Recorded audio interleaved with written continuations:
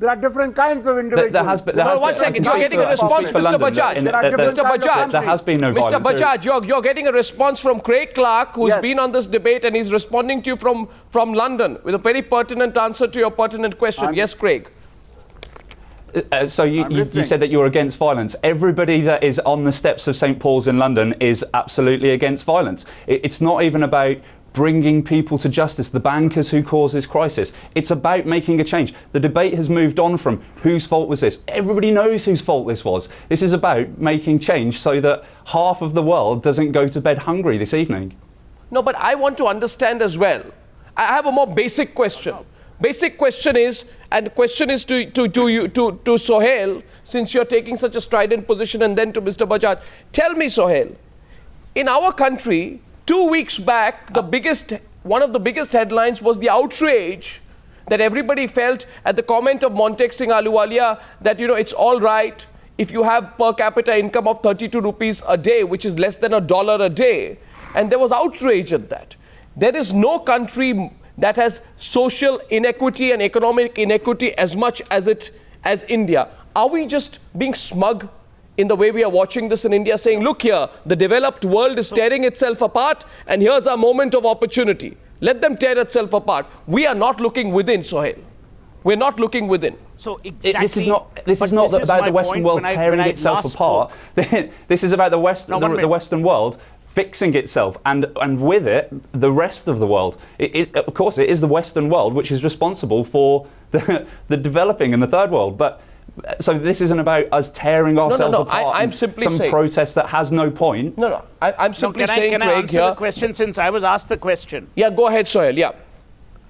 Okay, I think there are 3 points that you've raised, and some of them I've already established in my opening remarks. No one is saying what Montek Singh Ahluwalia said was either sensible, sane, or relevant, or for that matter, even empathetic. So forget Montek Singh Ahluwalia, that was an aberration. It so happens he's also with the Planning Commission, that aberration continues. What is the moot point which I've made and which Rahul also touched upon?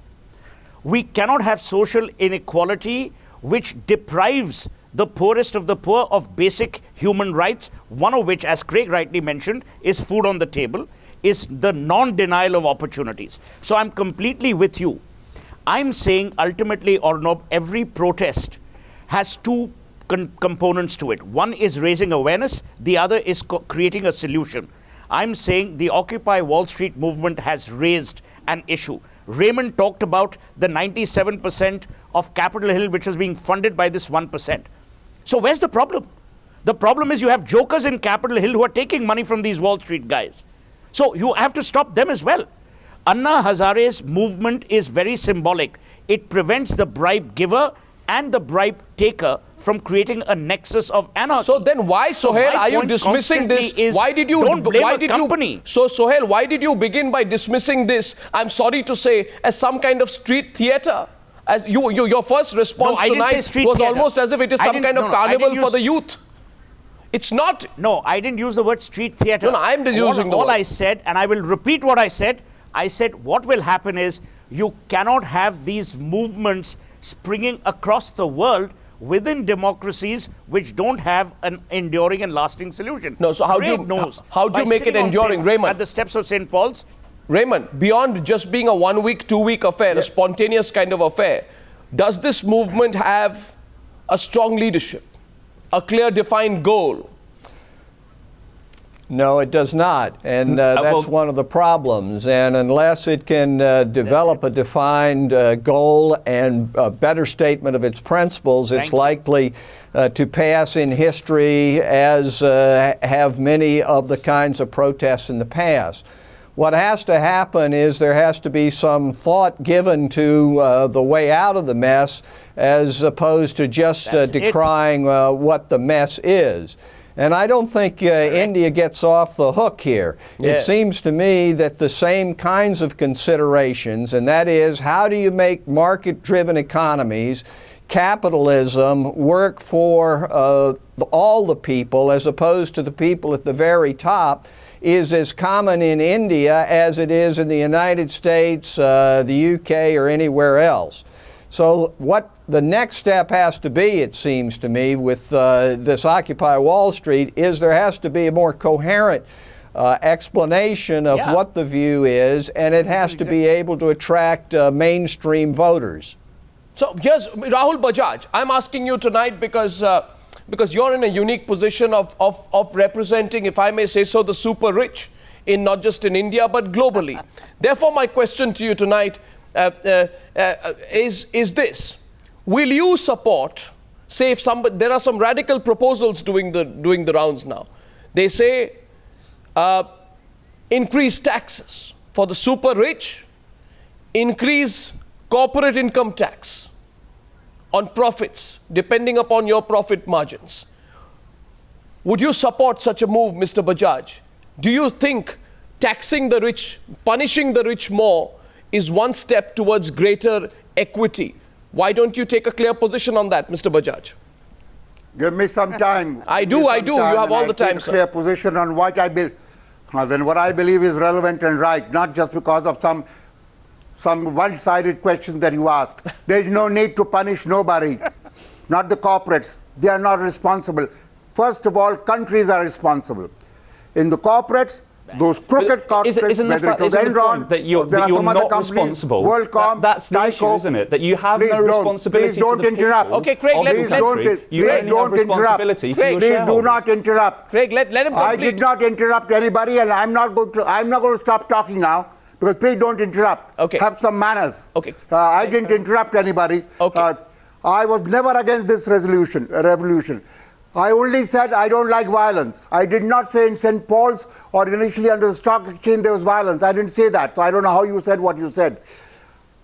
Leadership is an issue. But Jasmine Revolution and the Arab Spring initially had no leadership. I'm not unduly bothered about that. Let us find out what the problem is between, as I repeat, countries, corporates and individuals. You can tax the rich. They can go to hell.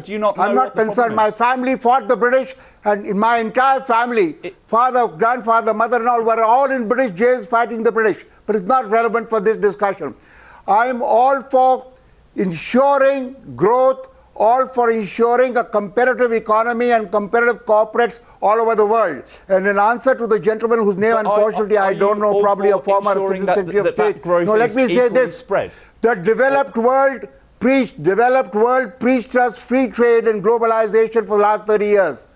When the shoe started pinching, what is the US doing? In WTO, what are they doing? For climate change in Copenhagen, what happened? Now in G20, what they are going to do? Absolutely anti-free trade, anti-globalization. They do only what suits them. Take care of the US first. We'll take care of ourselves, both for WTO and for climate change. How many examples do you want? But I won't give me the time. I can give 20 examples. Mr. Bajaj. And I don't mind taxing the rich. Tax the companies and the individuals in the entire developed world, Europe, America, Japan, and India, Brazil, the BRIC countries at the same rate. I don't care. The rate is 80%. It's okay with me. Same rate. I don't want to be at a handicap. As a developing country, emerging market, I'm already at a handicap. That's not true, sir. I want a level playing field. No, I want a playing field in my favor against Europe and America. Mr. Bajaj. What the hell is happening here? Mr. Bajaj. Why are you blaming us? Why the gentleman who was Assistant Secretary of State blaming that India is not out of the loop? Yes, India government is a little inefficient. We have a lot of inefficiency and corruption. The corruption part we are trying to take care of. Anna Hazare is taking care of. Now, Mr. Bajaj. Mr. Bajaj. Our per capita income is less than $1,000 per annum. You're getting responses, Mr. Bajaj. Is $40,000 per annum. Mr. Bajaj. I am happy for a response. Mr. Bajaj, you're going to get responses tonight. I can see that Washington and London both want to respond. I don't mind responses. I must say, my conscience is clear. I hope their consciences are clear. My question tonight, Raymond Vikri. First, let me go across to Craig, who wanted to come in. I repeat my question tonight, Mr. Bajaj. And you're a man of such eminence and such intelligence that you completely you avoided my question. My question was on tax rates. If you were in London, Mr. Bajaj, I said 80% you'd be paying 50% tax. Any rate is acceptable. 80%. I don't mind any percentage of tax as far as it's the same for the countries who compete with each other. Okay. I'm against raising taxes in India when higher than the rates available in Europe and America. Why should the Indian corporates be at a handicap? That's a strong point. But I'm all for the poor. I'm all for reducing inequalities. Right. I'm for Mr. Gregg or whoever the gentleman is who has Greg, just come in. but this is- I don't like this increasing what we're saying. inequalities resulting Greg, from globalization. Greg. I'm not anti-globalization. Responses. But this increasing inequality is not acceptable. Okay, Mr. Bajaj, Craig, you wanted to come in to what Mr. Bajaj is saying. Please go ahead, Craig. Well, he said quite a lot.